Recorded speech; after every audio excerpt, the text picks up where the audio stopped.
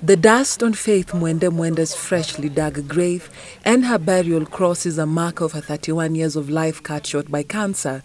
She succumbed after a 2-year battle. For her husband, Charles Mwenda, it's the final hours and harrowing experience before laying her to rest that breaks his heart. At the time of the pandemic, with restrictions and cessation of movement, burials are no longer what they were. Travel permits must be acquired. Only a minimum of 15 are allowed at the actual burial, and the program must be brief. When Mwenda's wife died on the 24th May, Sunday, he obtained a permit to travel from Malindi, signed by Simon Muli, the sub-county police commander. The permit also allowed 32 other people to travel on Wednesday, 28th May, to Meru for the burial on the 29th May with a church bus, bearing his late wife's casket. He had tested negative for COVID-19, and his wife's death was not a COVID-19 death. But when they arrived at the Keria roadblock at the Meru Tharaka border, police halted their journey.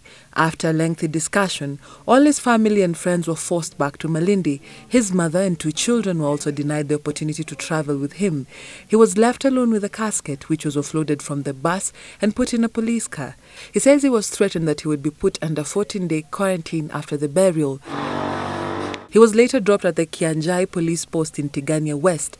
At 2 a.m., a confused Mwenda pleaded in vain with the police officers to drop him at his home 5 kilometers from the police post.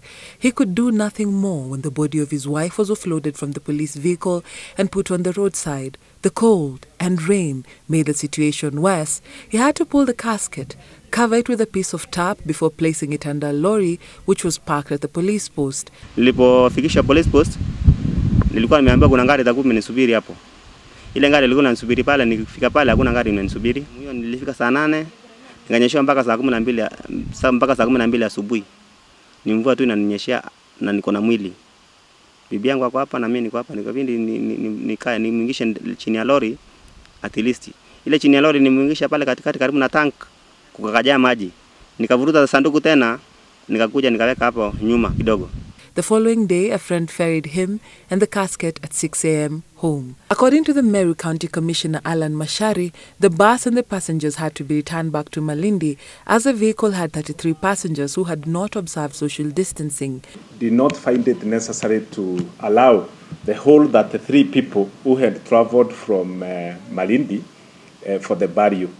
However, we were able to provide transport for the body and facilitate one close relative of the deceased. Serikali ya Kenya ama Meru na wengine ni tofauti, kwa sababu nimepita kaunti zote hizo mpaka nimefika hapa ndo ninarudishwa.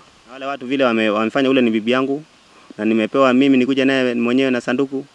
Iwapo ningekuwa na akili kidogo ninjirushe chini kwa hiyo gari, kwa sababu gari ilikuwa imefunikwa na sina askari hapa, askari wako mbele kwa sababu wanaogopa nishikwa na corona. Na mimi niko na barua zangu zote za corona, hizo zimepimwa kila kitu.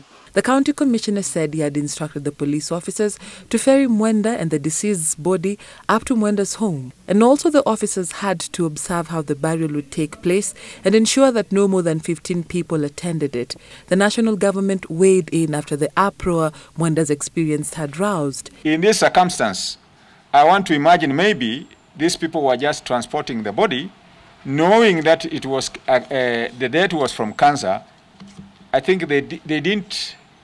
This is what it's an hypothetical thinking because we don't have facts. But I'm sure nobody, because we have not encountered those who have got a paper, an approval, who have been returned.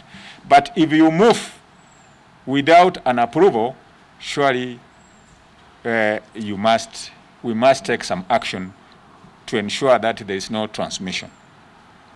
And I think that could have been the issue in this point. Hiyo kitendo si kitendo kizuri, na vile nimefanyiwa na serikali ya Meru si vizuri.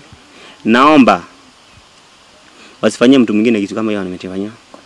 It is still not clear when the pandemic will abate, but as is, burials will still be conducted with government restrictions. Mwenda says his heart is broken.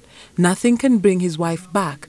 He felt as if his wife died twice, when even his mother and 2 children were turned back so close to home.